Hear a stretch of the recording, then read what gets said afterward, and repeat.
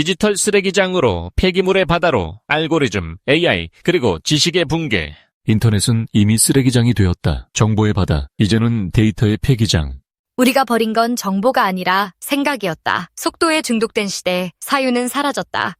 AI가 만든 정보의 쓰레기, 당신의 뇌를 좀먹는다. 검색보다 사유가 필요한 시대. 안녕하세요. 여러분을 위한 지식탐험 오늘 시작합니다. 오늘은 우리가 매일 정말 숨쉬듯이 쓰는 인터넷 얘기인데요. 한때는 이게 정말 정보의 바다였잖아요. 근데 어쩐지 요즘은 점점 디지털 쓰레기장이 돼가는 거 아니냐 이런 목소리가 많아요. 그래서 오늘 여러분이 보내주신 여러 자료들을 좀 보면서요. 이 문제를 한번 깊이 파고들어 보려고 합니다. 왜 이런 일이 생기는 건지, 또 이게 우리한테 뭘 의미하는지, 그래서 우린 뭘 할 수 있을지 한번 같이 파헤쳐보죠. 아마 다들 경험이 있으실 거예요. 뭘 좀 검색하려고 하면 진짜 정보는 어디 가고 광고, 스팸, 막 자극적인 제목들만 잔뜩 뜨는 거예요. 진짜 뭐랄까, 인터넷 황금기는 다 끝났나? 이런 생각 들 때도 있고요. 거대한 폐기물 더미 속을 뒤지는 기분. 네, 한번 이 답답한 현실로 들어가 보겠습니다. 아니, 인터넷 콘텐츠 질이 왜 이렇게까지 떨어졌을까요? 이 근본적인 원인이 뭘까요? 여러 자료들 보니까 좀 공통적으로 짚는 부분이 있더라고요. 네, 그 핵심은요, 인터넷 생태계 자체가 뭐랄까 진실이나 가치 이게 아니고요. 그냥 트래픽, 얼마나 많이 보느냐, 얼마나 클릭하느냐 이걸로 돌아간다는 점이에요. 아, 트래픽이요? 네, 그러다 보니까 이제 언론사들은 정확성, 이거보단 일단 제목을 자극적으로 뽑아야 하고요. 블로거들은 유용한 정보 이것보다는 검색했을 때 위에 뜨는 거, 그 SEO라고 하죠. 거기에 막 집중하게 되는 거죠. 네네, 검색 엔진 최적화. 그렇죠. 유튜버들도 마찬가지예요. 내용 깊이도 중요하지만 일단 시선을 확 끄는 썸네일, 그 이미지에 공을 더 들이게 되고요. 아, 정말 충격 고백. 이거 모르면 당신만 손해? 이런 거예요. 진짜 지겹도록 보이죠. 네, 맞아요. 근데 막상 딱 클릭해서 들어가 보면 내용은 뭐 비슷비슷하거나 어디서 베껴온 것 같고, 심지어는 요즘엔 AI가 그냥 막 기존 글들 짜깁기 한 거 있잖아요. 의미도 없는 문장들. 이런 걸로 채워진 경우도 허다해요. AI까지요? 네, 그 플랫폼 알고리즘 자체가 콘텐츠의 질 이런 것보다는 그냥 사람들 반응, 즉각적인 반응 있잖아요. 어그로 끄는 힘? 이것만 재고 보상하는 구조라서 그래요. 그런 질 낮은 콘텐츠를 막 찍어내는 곳들, 그걸 콘텐츠 팜이라고 부르던데요. 자료 보니까 그 개념 설명이 있더라고요. 근데 이게 꽤 오래된 문제라면서요? 아, 네, 맞습니다. 2000년대 중반부터 이미 나타난 현상이에요. 말 그대로 콘텐츠 농장인 거죠. 오직 그냥 검색 결과 상위에 뜨는 거, 그리고 광고 수익, 이것만 목표로 저품질 그릇 막 대량으로 찍어내는 웹사이트들을 말해요. 아, 농장처럼요? 네, 예를 들어서 감기에 좋은 음식 이렇게 검색하면 글이 수십 개가 뜨잖아요. 네네, 엄청 많이 뜨죠? 근데 대부분 뭐 비타민C 먹어라, 따뜻한 국물 마셔라, 생강차 좋다, 뭐 이런 얘기 다 하는 얘기잖아요. 그쵸? 너무 뻔한 내용들. 네, 표현만 살짝 바꿔서 반복하는 식이죠. 정작 뭐 새롭거나 깊이 있는 정보는 찾기가 너무 어려워요. 정보는 넘쳐나는데 쓸모 있는 건 희귀해지는 거죠. 진짜 역설이에요. 아, 이렇게 의미 없는 정보의 홍수 속을 막 헤엄치다 보면 진짜 사람이 진이 빠질 것 같아요. 이걸 또 디지털 피로라고 하더라고요. 이게 그냥 피곤하다 이런 거랑은 좀 다른 문제 같던데요? 맞아요. 그냥 몸이 피곤한 게 아니라 정신적으로 지치는 거죠. 끊임없이 뭔가를 읽고 보고 하는데 머릿속에 남는 건 없고 오히려 좀 공허하고 불안해지고 그런 상태를 말해요. 공허함이요? 네. 여기서 더 나아가서 브레인롯이라는 말까지 나왔어요. 브레인롯. 직역하면 뇌가 썩는다는 건데 좀 섬뜩하죠. 네, 뇌가 썩는다뇨. 그만큼 이제 과도하고 자극적인 저품질 정보에 계속 노출되다 보니까 깊이 생각하는 능력을 잃어버리는 거예요. 뇌 기능 자체가 좀 떨어지는 것 같다. 이걸 약간 자조적으로 표현한 신조어예요. 와, 심각한데요? 그쵸. 정보는 막 넘쳐나는데 정작 중요한 것에 집중하고 깊이 파고들 그 관심은 오히려 부족해지는 거죠. 관심의 뒤근 상태라고도 하고요. 관심의 기근. 정보는 넘치는데 관심은 부족하다. 여기서 AI 역할이 진짜 흥미로운 지점 같아요. 기술 발전이 오히려 문제를 더 꼬이게 만든다. 이런 느낌인데요. AI가 컨텐츠 생산 속도는 엄청나게 높였는데 그 결과가 디지털 쓰레기 양산이다. 이런 분석이 많았어요. 정확합니다. 지금 AI는 대부분요, 기존에 있는 방대한 데이터를 학습해서 컨텐츠를 만들어내는 방식이거든요. 네. 근데 이게 뭐 완전히 새로운 지식이나 창의적인 결과물을 짠 하고 내놓는 게 아니에요. 그냥 기존 정보들을 막 끝없이 재가공하고 변형시키는 것에 가까워요. 아, 재가공. 네. 그러다 보니까 원본의 의미는 점점 희미해지고 오류나 편견 같은 거는 오히려 더 커져서 쌓일 수가 있어요. 그래서 인터넷이 새로운 지식을 만드는 곳이 아니라 이미 좀 오염된 데이터를 계속 그냥 돌리는 거대한 기계처럼 변질될 수 있다. 이런 우려가 나오는 거죠. 오염된 데이터 순환기. 무서운데요? 네. 게다가 AI가 만든 글이나 이미지가 인터넷에 너무 많아지니까 이제는 뭐가 사람이 만든 거고 뭐가 AI가 만든 건지 구분하기조차 힘들어지고 있어요. 아, 맞아요. 저도 가끔 헷갈릴 때 있어요. 이게 바로 쓰레기 데이터 문제인 거죠. 근데 더 심각한 건 뭐냐면요. 네. 이렇게 쌓인 저품질 데이터를 AI가 다시 학습 데이터로 쓸 가능성이 있다는 거예요. 쓰레기가 쓰레기를 낳는 거죠. 악순환이에요. 아, 일부 연구에서는 이런 현상이 심해지면 AI 모델 성능 자체가 확 떨어지는 AI 붕괴 현상이 올 수도 있다. 이렇게 경고하기도요. AI 분괴요? 그러니까 AI가 자기가 만든 쓰레기 데이터를 먹고 점점 성능이 나빠진다? 이런 건가요? 네, 그런 우려가 있는 거죠. 와. 게다가 또 이 AI가 돌아가는 기반, 그 플랫폼들 있잖아요.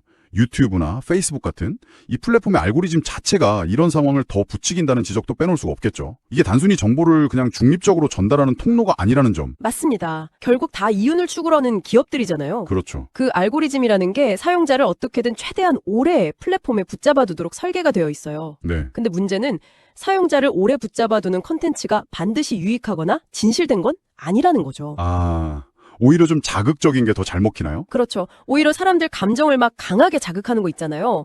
극단적인 주장, 근거 없는 음모론, 가짜뉴스, 선정적인 컨텐츠들. 이런 게 조회수도 높고 댓글도 많이 달리고 반응이 훨씬 좋아요. 안타깝게도 알고리즘은 이런 쓰레기 정보를 더 선호하고 사용자들한테 더 많이 보여주는 경향이 있어요. 그럼 계속 그런 것만 보게 되는 거네요? 네. 여기서 특히 주목해야 할 게 이 알고리즘이 사용자를 자기랑 비슷한 생각이나 정보 속에 가두어 버리는 거. 필터 버블 현상이라고 하죠. 이걸 강화시킨다는 거예요. 아, 필터 버블. 들어봤어요. 내가 보고 싶은 것만 계속 보여주는 거? 맞아요. 그러다 보면 세상에 다 그런 줄 알게 되는 거죠. 다양한 관점을 접할 기회가 줄어들고 사회 전체가 점점 더 양극화되고 갈등이 심해지는 요인이 될 수 있어요. 결국 인터넷이 처음에 약속했던 지식의 민주화, 이런 거는커녕 오히려 지식의 양극화나 사고의 붕괴를 더 부추기는 역설적인 상황으로 가고 있는 거예요. 지식의 민주화가 아니라 분괴라. 네, 깊이 있는 분석이나 긴 글보다는 짧은 요약본, 자극적인 영상 이런 것만 소비하면서 사람들 사고력 자체가 점점 좀 피상적으로 변해간다. 이런 우려도 커지고 있고요. 듣고 보니까 정말 아까 말씀하신 대로 검색 몇 번 불편한 수준을 넘어서는 문제네요. 훨씬 광범위하고 심각한 문제 같아요. 우리 사회나 개인에게 미치는 다른 영향들도 좀 더 짚어봐야 할 것 같은데요. 네, 그렇죠. 당장 댓글이나 SNS 공간만 봐도요. 익명 뒤에 숨어서 막 퍼붓는 비난, 혐오 발언, 악의적인 루머들 이런 감정 쓰레기들이 정말 넘쳐나잖아요. 네, 너무 많죠. 더 놀라운 건 이런 부정적인 컨텐츠가 가끔은 알고리즘 때문에 더 널리 퍼지기도 한다는 거예요. 분노나 혐오 같은 강한 감정이 사람들 반응을 더 쉽게 끌어내니까요. 아, 감정적인 게 더 잘 퍼진다. 네, 또 디지털 미세먼지라는 표현도 있더라고요. 이것도 참 인상 깊었는데. 디지털 미세먼지요? 네, 진짜 공기 중의 미세먼지처럼 눈에는 잘 안 보이지만 계속 우리 주의력을 갉아먹는 것들이요. 의미 없는 가십거리, 클릭 유도하는 낚시성 기사, 끝도 없이 뜨는 광고, 가짜뉴스 이런 것들이 우리 집중력을 계속 흩어놓고 깊이 생각하는 걸 방해하는 거죠. 맞아요. 자꾸 뭘 하다가도 딴 데로 새고. 그렇죠. 이런 환경에 계속 노출되면 나중에는 비판적으로 생각하는 능력 대신에 그냥 즉각적으로 반응만 하는 존재가 될 수도 있다. 이런 경고까지 나와요. 반응만 하는 존재라 섬뜩한데요. 또 정보랑 광고 경계가 막 흐려지는 것도 문제인 것 같아요. 기사처럼 보이는데 사실 광고인 거. 뭐 네이티브 광고라고 하던가요? 아니면 인플루언서들이 돈 받고 홍보하면서 마치 자기가 써보고 좋아서 추천하는 것처럼 하는 거예요. 아, 정확합니다. 인플루언서 마케팅이 딱 그런 예죠. 소비자들이 이게 광고라는 걸 제대로 모르고 정보를 받아들이게 될 가능성이 높아요. 네, 그냥 믿게 되죠. 물론 모든 네이티브 광고나 인플루언서 마케팅이 다 나쁘다 이건 아니지만요. 투명성이 부족하면 소비자의 신뢰를 악용할 소지가 분명히 있는 거죠. 그렇죠. 하지만 진짜 가장 위험한 측면을 꼽으라면 역시 가짜뉴스, 허위정보 확산일 거예요. 네, 이건 정말 심각하죠. 특히 그 코로나19 팬데믹 때나 중요한 선거 기간 동안에요. 출처도 불분명한 잘못된 정보가 SNS 통해서 순식간에 퍼져나가면서 뭐 공중보건 시스템을 위협하기도 하고 민주적인 절차를 막 교란시키고 그런 사례가 정말 빈번했잖아요. 맞아요. 그때 정말 심했죠. 최근에는 또 딥페이크 같은 AI 기술로 만든 아주 정교하게 조작된 영상이나 음성까지 등장해서요. 뭐가 진짜고 가짜인지 구분하기가 점점 더 어려워지고 있어요. 아, 딥페이크까지. 진짜 큰일이네요. 그리고 이 모든 디지털 쓰레기 문제가 단순히 온라인 공간에서만 끝나는 게 아니에요. 네. 현실에도 영향이 있나요? 네. 우리가 이 정보들을 소비하려고 쓰는 스마트폰, 노트북, 태블릿, 이런 전자기기들이 결국엔 다 전자폐기물, 이웨이스트가 되잖아요. 아, 그렇죠. 버려지죠. 이게 현실 세계의 환경을 오염시키는 문제랑 바로 연결돼요. 이 폐기물 안에는 납, 수은, 카드뮴 같은 해로운 중금속이 많이 들어있거든요. 네. 이게 제대로 처리되지 않으면 토양이나 지하수를 심각하게 오염시킬 수 있어요. 그러니까 가상 공간의 오염이 현실 공간의 오염으로 이어지는 그야말로 전방위적인 디지털 오염 현상이라고 할 수 있는 거죠. 와, 가상공간 오염이 현실 오염까지. 말씀을 쭉 듣다 보니까 상황이 정말 심각하게 느껴지는데요. 진짜 거대한 쓰레기 더미에 파묻혀버릴 것 같은 기분까지 들어요. 그럼 이 문제의 끝은 대체 어딜까요? 이 디지털 쓰레기장에서 우리가 벗어날 방법은 없는 걸까요? 아니면 적어도 이 공간을 좀 더 건강하게 만들 방법이라도 없을까요? 자료들에서도 여러 해법들을 얘기하고 있긴 하더라고요. 네, 물론 진단은 좀 암울하지만 그래도 희망의 실마리는 찾을 수 있습니다. 변화는 우리 각자의 노력, 그리고 사회 시스템적인 접근, 이 두 가지 차원에서 같이 가야 해요. 우선 가장 중요한 건 개개인이 정보 주권을 되찾는 거라고 봐요. 정보 주권이요? 네. 그러니까 알고리즘이 그냥 던져주는 정보만 수동적으로 받아먹는 게 아니라 내가 스스로 필요한 정보를 적극적으로 찾고 그 정보의 질을 비판적으로 평가하고 더 나아가서 건강한 정보 생태계를 만드는 데 기여하는 그런 능동적인 자세가 필요하다는 거죠. 능동적인 자세? 그럼 구체적으로 어떤 노력을 할 수 있을까요? 자료들에서도 몇 가지 방법들을 제안하던데요. 네, 여러 자료에서 나온 제안들을 좀 종합해보면요. 한 4가지 정도로 정리해볼 수 있을 것 같아요. 첫째는 느리게 깊게 읽기를 실천하는 거예요. 느리게 깊게 읽기. 네, 끊임없이 그냥 새로운 거 없나 스크롤만 내리는 습관에서 좀 벗어나서요. 좋은 글이나 정보를 발견하면 시간을 들여서 좀 곱씹어 읽고 생각하는 습관을 들이는 거죠. 유행 따라가기보다 좀 본질적인 가치를 추구하는 태도가 중요해요. 뭐 좋은 문장을 따라 써보는 필사 같은 것도 좋고요. 짧은 영상 대신에 좀 긴 호흡의 책 한 권을 끝까지 읽어내는 경험, 이것도 도움이 될 수 있다고 하고요. 아, 필사나 독서요? 네. 둘째는 디지털 디톡스 또는 디지털 금식이에요. 디지털 디톡스. 요즘 많이 하죠? 네, 의도적으로 스마트폰 사용 시간을 좀 줄인다거나 불필요한 앱 알림 같은 거 끄고요. 자극적인 콘텐츠가 넘쳐나는 플랫폼에서 잠시 좀 멀어져 보는 연습을 하는 거죠. 이걸 통해서 정보 과부하에서 좀 벗어나고 내 생각이나 감정에 집중할 시간을 확보하는 게 중요해요. 네. 의도적인 쉼이 필요하겠네요. 셋째는 비판적 사고 능력을 키우는 겁니다. 이걸 디지털 문해력, 디지털 리터러시라고도 하죠. 아, 디지털 문해력 중요하죠. 네, 어떤 정보든 그냥 고지고대로 받아들이지 말고요. 출처가 어디인지, 누가 어떤 의도로 만들었는지 이걸 꼭 확인하는 습관을 들여야 해요. 숨겨진 편견은 없는지, 혹시 조작된 이미지나 영상은 아닌지 이런 걸 판단하는 능력을 길러야 하고요. 이건 뭐 학교 교육뿐만 아니라 사회교육 전반에서 좀 강화할 필요가 있어요. 네, 교육이 중요하겠네요. 마지막은 뭔가요? 마지막은 의식적인 선택을 하는 겁니다. 의식적인 선택? 네, 예를 들면 자극적인 제목의 낚시성 기사, 클릭베이트라고 하죠.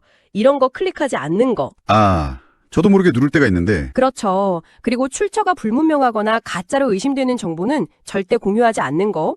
그리고 정말 가치 있다고 생각하는 좋은 콘텐츠 있잖아요. 이런 거에는 기꺼이 구독료를 내거나 후원을 하는 거죠. 이런 작은 실천들이 모여서 큰 변화를 만들 수 있다고 봐요. 개인의 노력 4가지. 느리게 읽기, 디지털 디톡스, 비판적 사고, 의식적 선택. 기억해야겠네요. 근데 이런 개인적인 노력도 중요하지만 이 거대한 흐름을 바꾸려면 역시 더 큰 차원의 움직임도 꼭 필요할 것 같아요. 플랫폼 기업이나 정부 역할에 대한 얘기도 자료들에서 꽤 비중 있게 다루고 있더라고요. 물론입니다. 플랫폼 기업들이 더 이상 우리는 그냥 기술 중개자일 뿐이다. 이런 변명 뒤에 숨으면 안 되죠. 네, 책임이 있죠. 그렇죠. 알고리즘이 정보를 어떻게 추천하고 퍼뜨리는지 그 기준과 방식에 대해서 투명성을 높여야 하고요. 명백한 가짜뉴스나 AI가 만든 유해 컨텐츠를 걸러내는 강력한 시스템에 만들 책임이 있어요.